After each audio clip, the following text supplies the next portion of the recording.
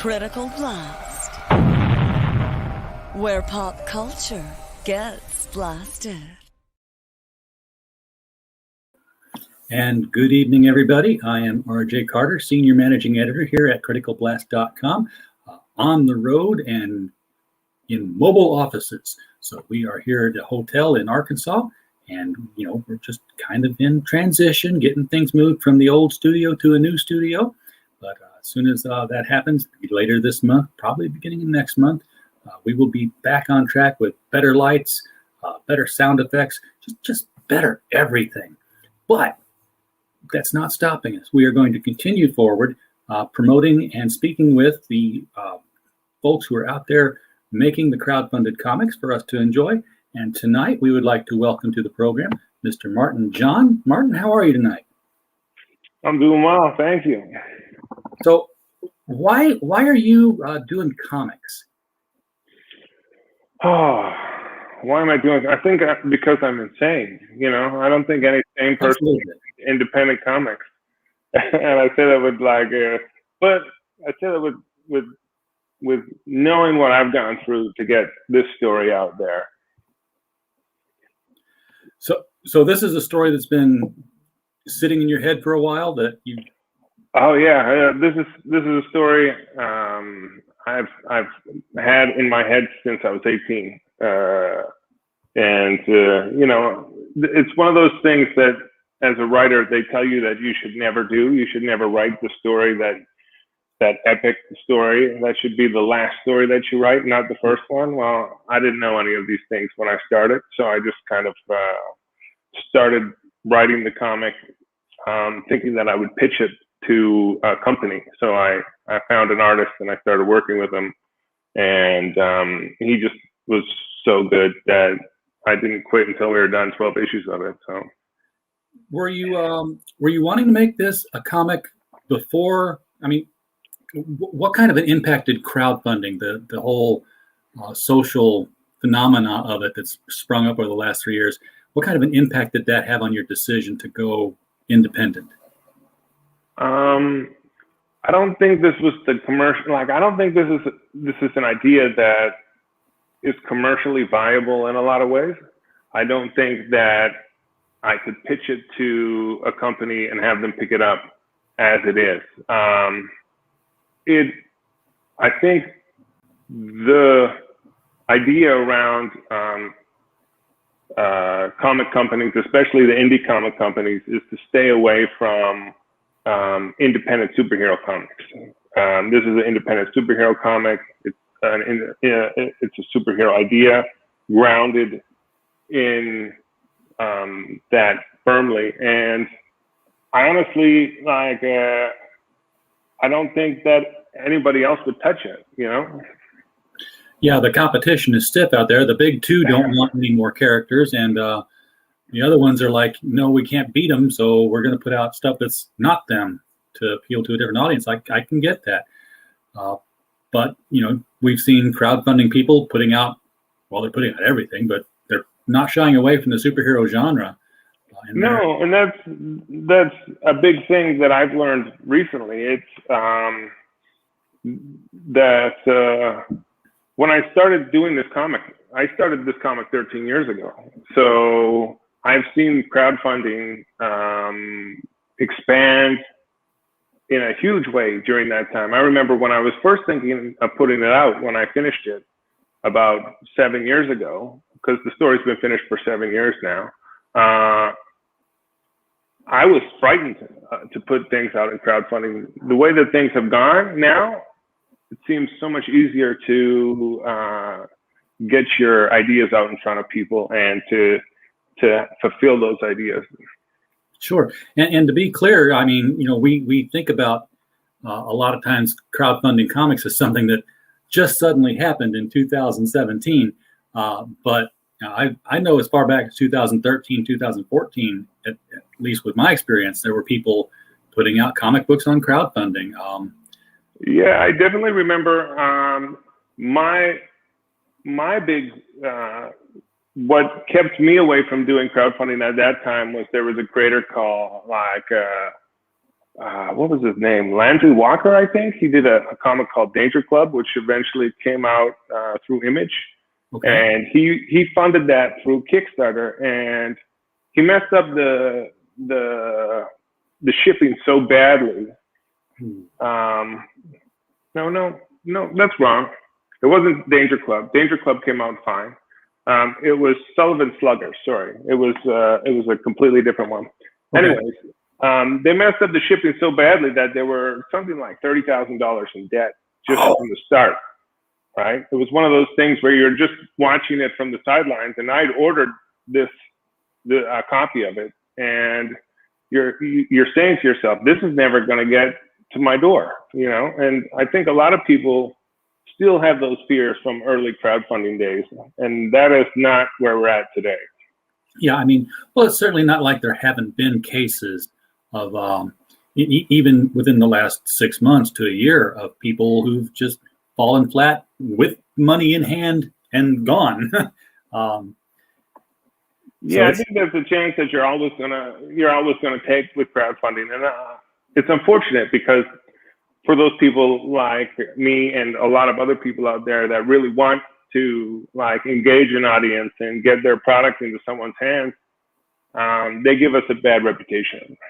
Yeah, and what I will say, from having done all these interviews, and having had people on my show now multiple times, is that first campaigns always run up against that, but when they fulfill and they deliver, second and third campaigns get successfully funded much quicker and go much higher. A lot of people will wait to see, is this guy going to come through? Is he a professional? And when they see that he is, they know, generally they think they can come back for issue 2 or issue 3, and there will be a tier to catch up on 1 and 2, and there usually is, and they'll come in on that. Yeah, those are this is my first Kickstarter, and I understand that a lot of people might be wary. I mean, but like I've said, I have very aggressive plans for Formatter and to get that out to people, just because for the most part the product is finished. My first issue is 3 issues. They're fully done, fully colored, ready to go to a printer as soon as the campaign ends, basically. All right. And what's for it? No, I was just nodding along. Yeah. And as soon as it ends, it'll go right to the printer. It will get fulfilled from, I'm actually using 2 printers, one in Canada and one in the States. The ones in the States will be automatically fulfilled by that company that's printing, and then I'll fulfill the ones that are in Canada and everywhere else. And I think it'll go off without a hitch.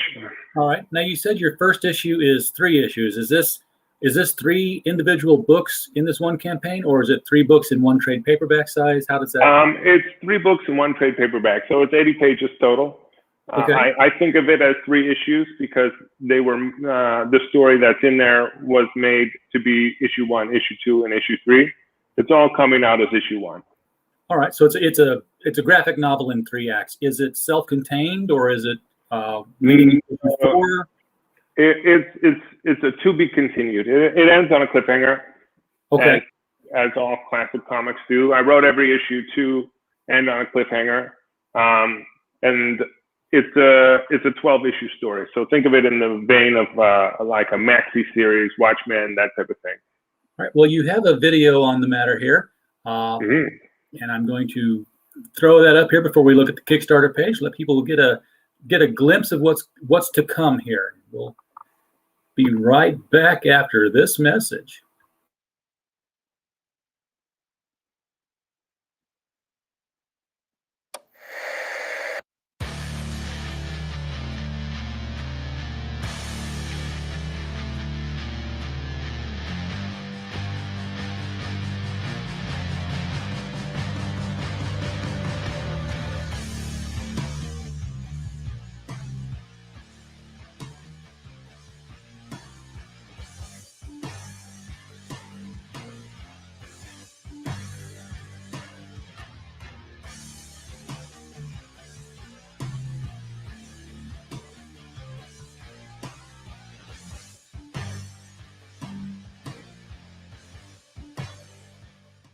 Hi, I'm Martin John. Welcome to my Kickstarter.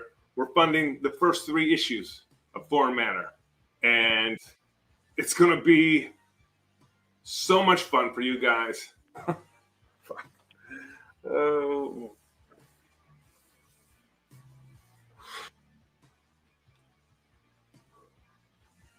I can't imagine any better thing to bring you guys at this moment.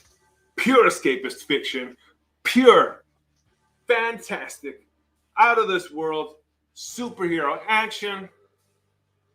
It's gonna blow your mind. Big monsters, huge robots, thousands of villains, a whole bunch of crazy ideas. I have 3 issues colored, and I want to color 9 more issues for you guys.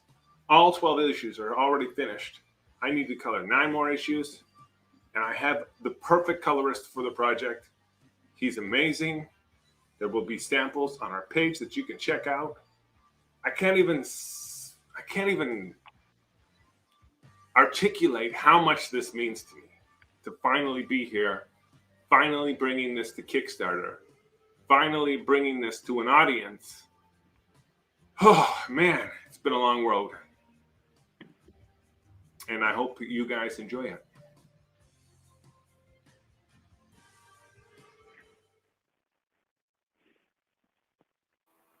All right. So if I heard that correctly, you have 9 issues done line art wise, just waiting to be colored. I have a dozen issues finished. That's 12. That's floppy a month for a whole year's run. Yeah, it's all done, and it's been done for the last 5 years. It's all print ready and ready to go. So, like I said earlier, I plan on being as aggressive as I possibly can, given the fact that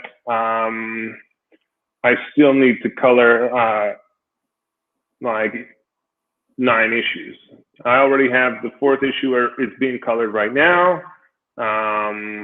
Part of the 6th issue is colored, and the 5th issue is not even started yet. But we're ahead of the game as far as that goes.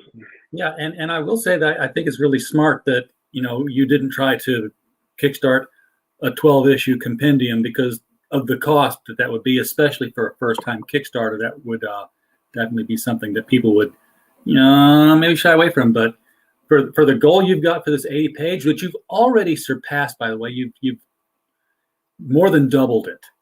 So congratulations on that. That is that's an excellent thing to happen. Thank you. Which lets us know that this second book, which I guess will be 4, 5, and 6, and continuing. That's the plan. Yeah. So there'll be, I got to count, 3 total volumes when done, and possibly an omnibus after that. It'll be if I can do it the way that I want to do it, which is 3 issues at a time, then it'll be 4 issues total, and they'll include 80 pages in each one. Okay. Is that going to wrap it up, or is that just the first year? That'll wrap it up. Okay. Any plans for like a hardcover omnibus kind of thing? Yeah, if things go well, I totally would love to offer both a soft cover and a hardcover of the 12 issues together. I would also I'm also giving some thought to, even in the next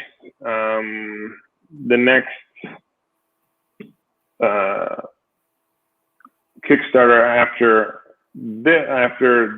the next one, the 3rd Kickstarter that I'd run, I'm thinking about doing like a 6-issue graphic novel. Oh, okay.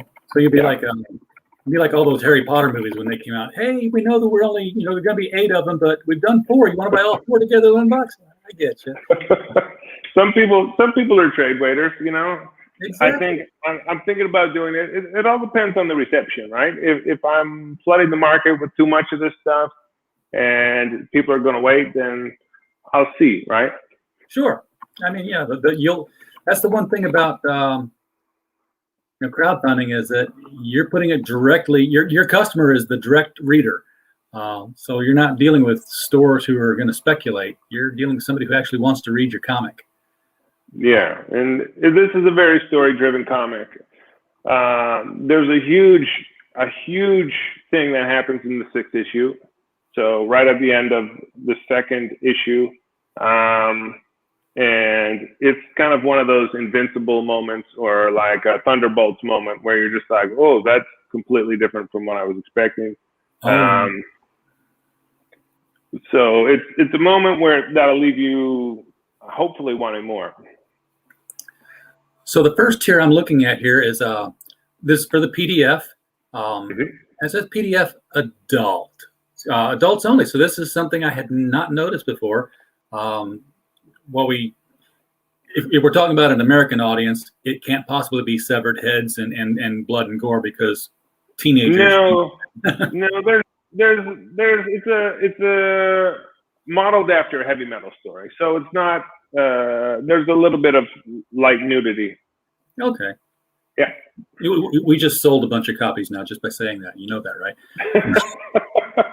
Yeah, I mean, this short story is based on one of the characters called Foxley. She's an interdimensional secret agent. And so when we wrapped up the story, I wanted to do another little short story, and this is what it was. And I wanted to do something like, I was completely influenced by Jodorowsky and Mobius because I've been reading a bunch of that type of stuff. And I wanted to do something just completely off the wall and a little bit out of the ordinary. And I thought this character suited it well. So I'm kind of adding that as an add-on. I got a strong Mobius vibe from the artwork that was shown in the video too. So I'm not surprised by that at all. Yeah, German Ponce, who is the artist, is actually he's drawing a story for heavy metal right now called Darkwing. You can order it on Heavy Metal. It's something else to see, and his artwork throughout this series, you can see like it gets better and better with every issue until we hit the climax in the last 3 issues, and they're really stunning artwork. Interesting choice of words there, hit the climax, because the plot is that our heroine Foxley heads onto a planet to steal the sexual energy of the entire planet, hidden in a forbidden orb. Yeah. I mean, like I said, we were really going for something a little bit out there, a little bit salacious. It's a really fun story. It sounds Barbarella-like.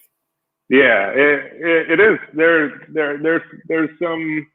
are some interesting scenes in the book, and I'm really interested to see what people will think of it. Well, people can get the PDF for $4 Canadian, which pretty much means if you're an American person, he's got to pay you with the currency. No, but it's real close. Yeah. Oh, totally. I did say that to the Kitchener Comic-Con people because they had free admission. I'm like, you do have to pay us to go if you're converting to Europe. I mean, I think so far, as far as like digital goes, my bestseller has been the $10 option, which is the short mini comic and the 80-page form matter one. And so far, no one has picked just the one short story or they've chosen to choose the $10 option, which I think is the best option. It's 90 pages of comics for $10 Canadian. Yeah, I mean, if you want to just sample it for $4, yeah, here's the mini comic. But who's not going to spend $10 Canadian to get all 90 pages, the 80-page story plus the short story? So I'm going to mute my little phone. I forgot I left the sound on, and I'm getting Facebook messages now from people. For $8, you can get form matter number one, the 24-page PDF. Now, this would be like chapter one. If it was the floppy, it would be. Oh no, sorry, that I gotta change that. That's actually, that's the 80-page comic. Okay, You found a typo. I do that. I'm like a professional proofreader sometimes. Yeah.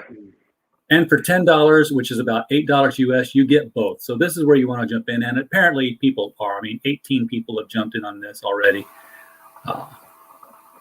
Yeah, that is as far as digital goes. That's the way to go. I think that's your best option. That way you get like you get the very first story that we ever did together, German and I, and you get the very last story. So you get to see where our creative energies are going. We also did the last story Marvel style. So I did a very a page by page breakdown, and I just kind of let him go crazy, and it worked really well. He's a very talented artist, and you just kind of want to let somebody who's talented like that go and play. Yeah, I mean, once you've done the first couple issues with him and you see what he's doing, you're like, you know what, you've got it. Just take it. I mean, he's incredibly talented, and I put him through some paces. Let's just say that. There's one page, I think around the 6th or 7th issue, where I have a jailbreak, and I have, I think there's 130 characters on it. So when I actually, in the video, when I said thousands of characters, and then I said like, okay, 100, I meant it. Like I came up with 140 villains to break out of like a jail. And I came up with names and power sets for every single one. And he drew every single one of them into that page. And they're probably not even going to be mentioned or use their power sets, but you've got a world ready to use here. Yeah, exactly. There's, I could make my living for the rest of my life off of that document. Yeah, I mean, okay, folks, here's the thing. You want to get this book because what's going to happen, I guarantee you this is going to happen. At some point, Martin is going to put out an issue of Foreign Matter or a Foreign Matter universe book with one of those villains, and it's going to take off.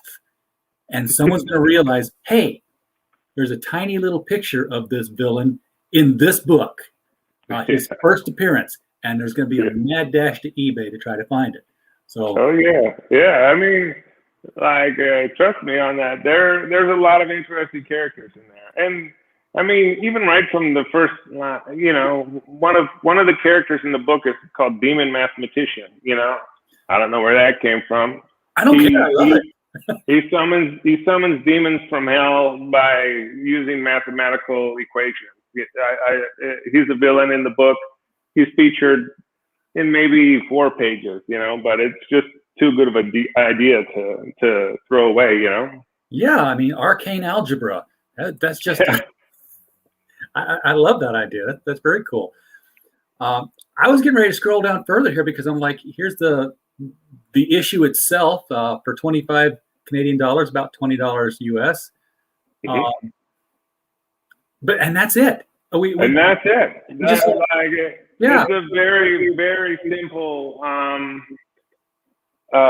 It's a very simple campaign. I actually have something like I have a bunch of extra covers that I might include into the campaign if it does well enough. I have some very interesting special incentive covers, but that all depends on how well everything goes. If it takes off again, then I might put a couple of those up. Yeah, well, I'm looking down here to see if the stretch goals have any point. I love the pizza lover guy. It looks like he's modeled after somebody. I can't think who though, like Mario. He's a rotund Mario, yeah. And on the next page, you can see he doesn't quite make it. Oh no, Zombie Cop got him. Now that is very cool too, because this is something you don't normally get in comics, especially when you have a crowd scene, or specifically when you have a crowd scene. When you have a crowd scene in one panel and then you have crowd in another panel. You don't have the same people usually. It's just like generic crowd. These are very distinct looking people, and they show up again in the next panel, and things happen to them. So that continuity, story continuity, you just don't get. There's a lot of thought that goes into these pages. German, I mean, I lettered all these pages twice. So I did them once, and then I went back through and I did them again. So I've looked at these pages a lot, and there's still stuff that I come across that I didn't notice the first time around. This is and it looks like the Champion Coalition has just dropped in the front of the Stampede, because the guy in blue there, Virtus, he hadn't even noticed they're coming yet. You put me down facing the wrong direction. But the gentleman, he's like, bring it on. I like, wow, that is such a cool character design too. I mean, he's like a human warthog. Yeah, he's what can I say? He's a genetic hybrid raised in a lab, but he really likes classic literature, I guess you could say. He's wearing a tux. How does he talk? Does he talk very erudite and effete, kind of like X-Men's Beast? No, definitely, yeah. Up until you said that, I never even thought of him as a Beast analog or anything like that. I was just like, this is an original character. Oh, yeah. There's nothing like him. It's just, I kind of picture him. Beast used big words. I would expect the gentleman to speak almost more Edwardian. He does. He's kind of a meek character as well. Like he's vicious, but kind of whenever his animal side takes over, I guess you could say. Oh yeah, those are the best characters, who have that dichotomy between how smart and well spoken they are, and then how muscular and savage they can be. I'm reminded of Brian Meltzer's run on Justice League when he did a twist with Solomon Grundy, and Solomon Grundy's last incarnation was like much smarter and running a business, and he's wearing 3-piece suits, but he was still, crushing people's heads with his hands. I remember Solomon Grundy from the Starman run, right? He liked flowers and that type of thing. It was very meek. And then he died and became evil again. Well, he was always dying. That was his thing. But we do have a zombie invasion. This has nothing to do with sexual energy being stolen from another planet. That's a completely different short story, which, by the way, it looks like the only way to get is the PDF form. Yes. So it's not showing up in the print form. So add it on when you get the print form. BAP2, welcome to the chat. This one's right up your alley, my friend. You'll want to get in on this one. It's very simple. Do you have stretch goals down here as I'm scrolling past? There is. They're quite far down, and they're not very well planned out. So they're quite small, but you have to go past quite a bit, and there's a stretch goal section. I actually am giving away the PDF to the 8-page comic to all people who jump in on the there book. you go. You're going to get you don't even need to have the 8-page mini comic available anymore. I mean, what are they going to do? Get the 8-page mini comic as a bonus? Oh, but I have it up there if people just want to buy digital. Anybody that buys the book gets the 8-page digital story to go along with it. This is true. If they wanted to buy the digital, they had to buy that one extra. But yes, you get it for free if you buy the physical book at $20 US. $2,200 when you hit that, because you've already hit 15. You get the script for Foreign Matter #1, a PDF version of the script. Yeah. For all those people out there that want or that like to see the guts behind it, everything, I went and I looked through the script, and there was no spoilers in the first 24 pages. So this is the script to the first 24 pages. All right. BAP 2 in the chat, back this one yesterday. Thank you, my friend. Appreciate it. As I'm sure Martin and I do. Thank you very much. And 2750 is yet to be determined. So I just throw out the same things that everybody, the thing about stretch goals is they can be cheap, and they'll be like cool enough that will induce people to, the purpose of stretch goals is, of course, to get the people who've already backed it to push your comic to other people so that they can get the free stuff. And they will do it for stickers, for buttons. It's just so. I am planning beyond these types of things. I am planning. There's plans. All right. Well, then you're on top of it. You got the. Are you thinking of the action figure route? I have thought on that. He's working on the gentleman figure as we speak. Oh, good. Because if you weren't, then I was going to introduce you to George Peter Gatsis, who does 3D prints of characters for crowdfunding folk. Oh wow! Well, I'll have to get that. I'll get that information for the next funding. And he's doing a lot of them now from people who have been referred over. So he's getting to be a busy guy with his 3D printer stuff. This is probably the simplest, straightforward, most well drawn, and most interesting story of a crowdfund I've seen. I mean, usually, it's like you see a good story with some art, and there's like 27 different layers to the whole thing. I got a book. You want to buy the book? Yeah, I started out a lot more complicated than this. I think I had 6 different covers. I had the mini comic that you could get with 2 different covers, and I realized that it was very complicated for me, and my brain was starting to explode. And I was also asking for a lot more money.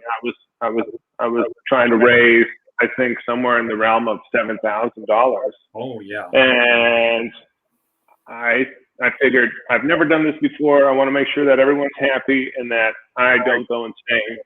So I pared everything down. I took it down to a very low goal, and just was like, I'm just going to sell the book right now, and I'll keep all the goodies and that type of thing for my next campaign, and make sure that this is funded. And it worked. So I think it will be a much, like, as I get more comfortable with the platform, you'll see it expand a little bit more. Now, are you going to stick with Kickstarter, or are you going to do like a lot of people do? They'll do a Kickstarter, and then when it's over, they'll move it over to Indiegogo to collect over there as well. I was thinking about that. Because I'm going to be putting in an order with for Kickstarter, I was thinking about maybe doing a small, like, 15-day campaign over on Indiegogo, just to kind of take whatever orders I could see that I could get from there and go with that, and then print it all at the same time. Perfect. And congratulations on the new permanent job, BAP2. Glad it's working out for both of us. I'm here because of my new permanent job, so we're both picking up steam. I just gotta get paid yet still. I haven't had that happen. So is Foreign Matter, is this team the only thing that you're focused on, or because you've got the whole book done, you're just getting it colored? Are you working on other ideas to? Oh yeah, I have an idea that might come to Kickstarter soon. I'm pitching it around to other publishers. It's called The Last Great Fight, and it's revolving around. It's like a crime story and a boxing story at the same time. All right, so you've crowdfunded, but you're still wanting to pitch to existing publishers. Yeah, I'm open to selling this idea to an existing publisher, with the idea that, you know, I want to test the waters. I think this, like, I've gotten my writing and everything that goes along with it to the level that I can pitch it to people in a confident way. Yeah, it's definitely been done. I mean, we just had Todd Livingston and Nick Kapitsanakis on last night with Brian and Brendan Frame. They crowdfund the issues of starring Sonia Devereaux, and then American Mythology sends them to comic shops after that with a different cover. And then, of course, you've got folks like Clint Stoker, who do Downcast. They crowdfund the book as like a bigger book, and then Alterna does the floppy versions of it on newsprint. So, you know, you can. There are people who are working with crowdfunded successes to put them in comic shops in a different form. I mean, this is the thing too. Like, I'm already creating a campaign for The Last Great Fight, and I know that sometimes, like, you can sell Kickstarter ideas to a mainstream audience now, or to a publisher after it's gone through Kickstarter. So I'm actually looking. Yeah. And I'm looking at, I think the idea for this story might not be once again, it might not be as mainstream as I want it to be. So it might just be the idea to crowdfund it. Well, that's how you find out how the mainstream's actually thinking, because if you go by what's selling in the comic shops, you're limiting your pool of what's available. Because I've got ideas for so many things, and you can only do so much at the same time. Like, I'm also writing and drawing 160-page graphic novel of my own. That's like more of an indie bent, kind of personal stories that have like to just do with my life and my stories. As far as that goes, no. Sort of the autobiography kind of thing, like a Harvey. Yeah, a little bit autobiographical. A lot of silver. I don't draw as well as German does, obviously, which is why I would call it more indie, right? Sure. But yeah, I mean, you know, I think putting it out on Kickstarter is really showing us what people want to read. More so than, you know, the superhero stuff and the near superhero stuff that's been going into retail stores. I mean, it's sort of like, you know, going into a Jewish deli and coming out with the opinion that, hey, people only buy kosher. I need to make kosher food. You've limited your polling research. Kickstarter is the world, and I mean, you look at some of the books that are doing the best on Kickstarter and are raising ridiculous amounts of money. And those are things that I don't think a comic shop would ever touch. True. I don't think they would. And, you know, I bet they would now. I know there are some comic shops who will buy things off Kickstarter. In fact, if I were to suggest anything to expand your current Kickstarter, it would be to add a level where you could buy 3 or 5 of this at a lesser rate for a retail store.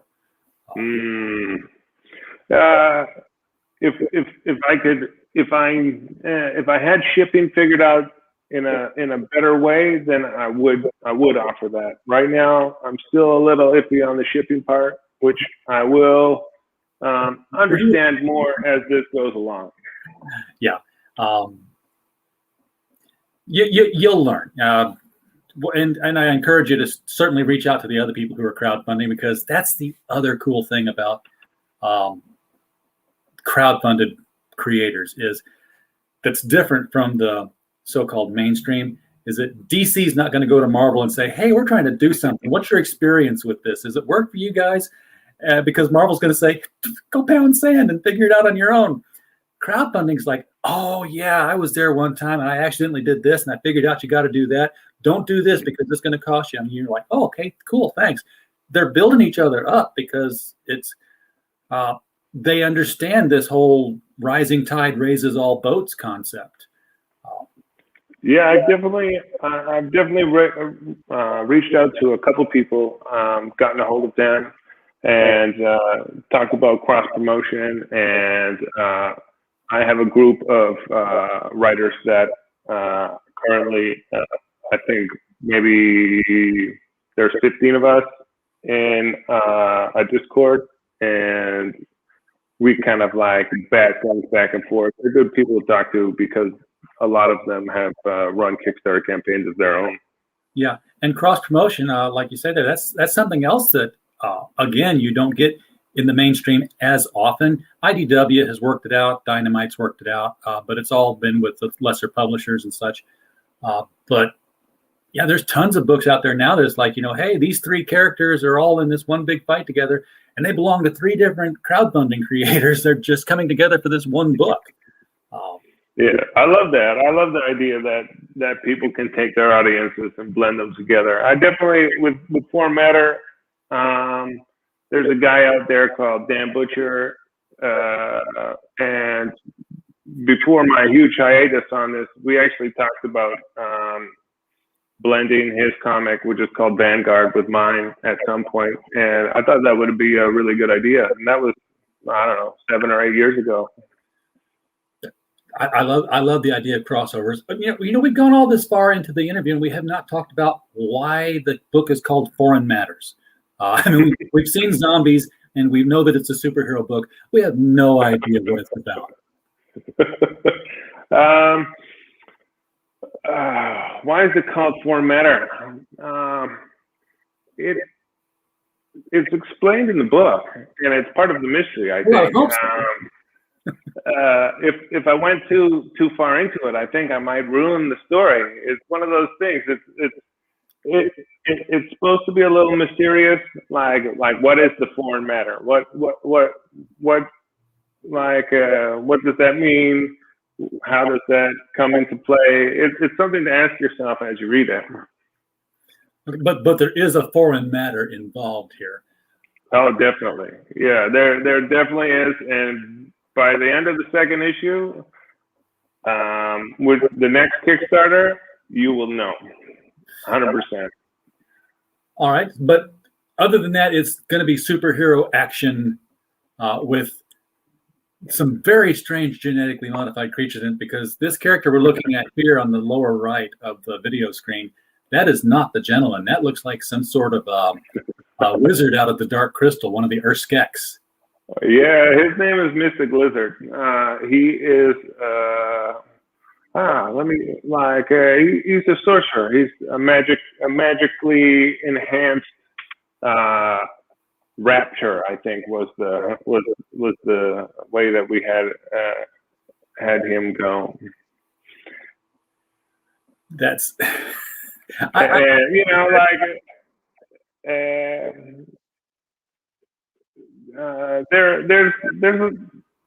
think there's seven characters in the Champion Coalition. Mystic Lizard. Yeah, you can scroll down to the second page, and it will show you all of them.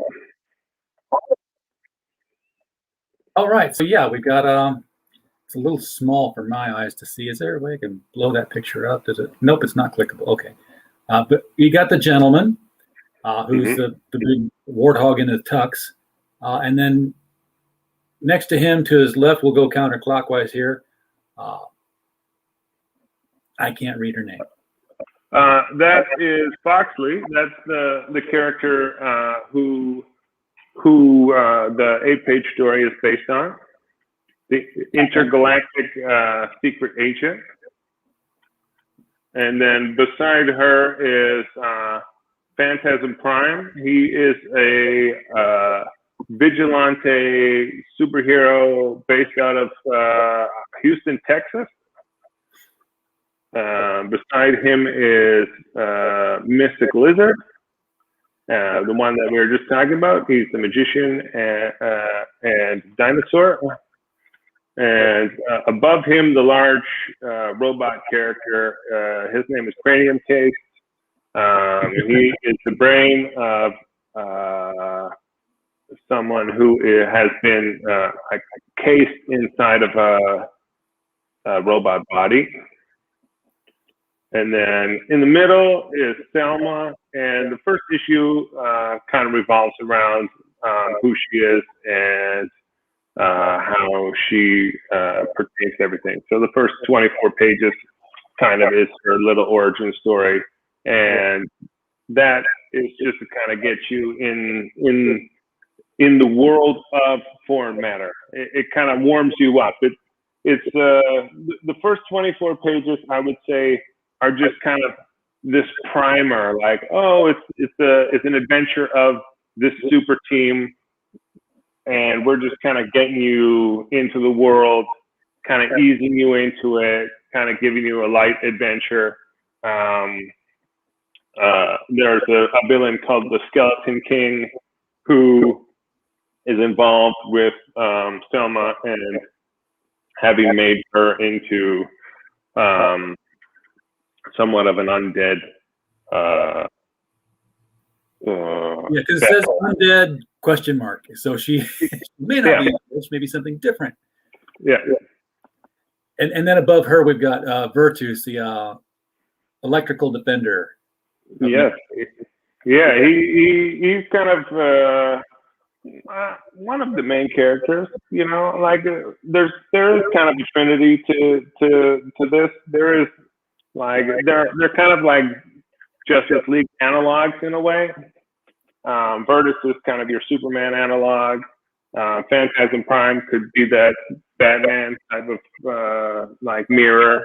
Yeah. And then there's another character. I don't know if she's not in this picture. Her name is Femina, and she is like the strongest of all the superheroes. And she is kind of your Wonder Woman analog.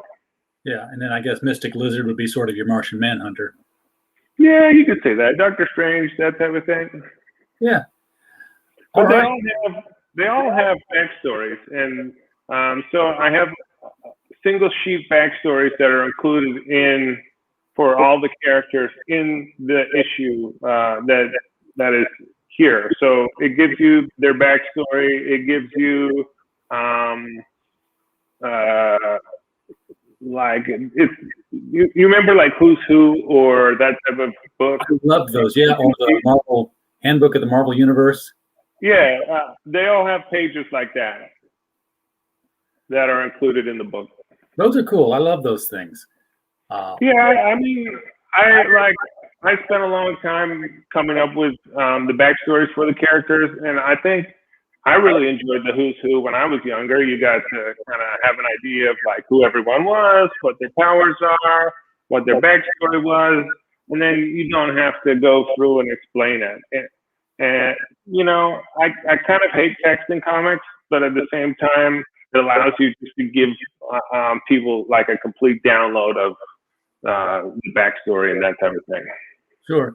I'm looking at the two characters in the front here. Who are your bloggers, basically. Zeb Willis, his heart's racing here. He's a metahuman blogger running for his life. And Susan Simpson, Pulitzer and Berger Award winner. Is that a hat tip to Karen Berger? Perhaps. You picked that up, eh? Well, of course. It would make absolute sense. Somebody who, was good for comics back in the day. Yeah, I mean, she had a huge influence on me when I was younger. I mean, those early Vertigo runs were definitely high on my list of things to read that I shouldn't have been reading at the age that I was. Yes. She was my pick to become publisher of DC Comics when Dan DiDio was released, and there was all the talk. I was like, they should go get her, pull her away from what she's doing at Berger Books, and put her back on DC. Alas, no, they put somebody in there who doesn't know anything about comics again. Yeah, I mean, DC Comics, I think they're going someplace. We'll see. Right. I don't care where they go actually anymore. I'm like, I just can't follow it anymore. I can't give them my money, at least not as much as I used to. I mean, I used to budget my groceries when I was in college by how much I'd have left after I bought my comics.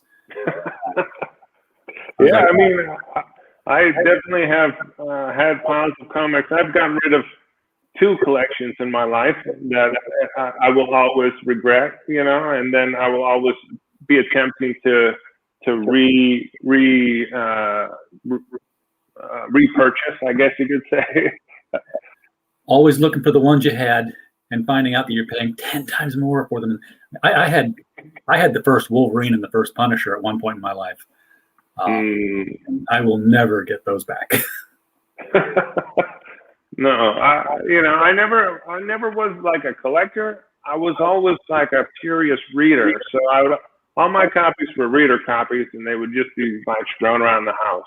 I'm still like that. I still buy like hardcovers mostly and trade paperbacks, and I'm the type of person that just like brings them into the bath with me and reads them. And I'm sure that makes people furious, but I am not reading done. That's where I get my best reading done. All right, so folks, the link for this Kickstarter is in the description below. If you have been watching along with us here and have been waiting for a time to jump in and get your pledge in, 25 Canadian dollars, almost $20 in the US for an 80-page graphic novel that's going to be the first of 4 chapters of similar size. This is an easy buy. There's not a whole lot to think about. There's no tiers involved in here for you to try to shift things around. The only other thing that's available is an 8-page mini comic PDF, which you're already going to get when you buy the book because it was a stretch goal. It was hit $4 ago. Yeah, I mean, it was actually in Canadian that's 1900, so it was hit about a while ago. I've never seen the American page. Look at that. There you go. So when you're looking at the stretch goals, they're in Canadian. So we already wiped out the PDF for that a while ago, and we're well on our way into the second stretch goal, which is the PDF of the first script. By the book, you're going to get the stretch goals a lot faster than you think you are. Yeah, exactly. Like these stretch goals will be a lot easier because it's in Canadian font. So, all right, and, just take a look. Thank you for taking a look at it. Anybody that goes on the page, if you have any questions, you can find me at Martin@John on Twitter, and I'll answer them all for you. All right. Well, Martin, thank you for coming on the show tonight. I appreciate it. Looks like a great book, and I think you're going to have more success with it than you may have planned on.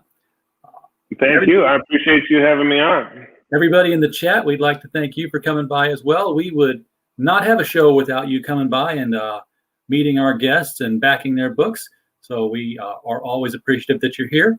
And with that, we will see you again, possibly tomorrow night. We don't have anybody booked yet, but we are trying. We're just kind of waiting to hear things back. And we will be back Thursday with a very special guest, Mr. Chris Showerman, who you may recall from a television show here or there that he's starred in. So we will be talking with him then. Thanks again, and we hope you had a blast.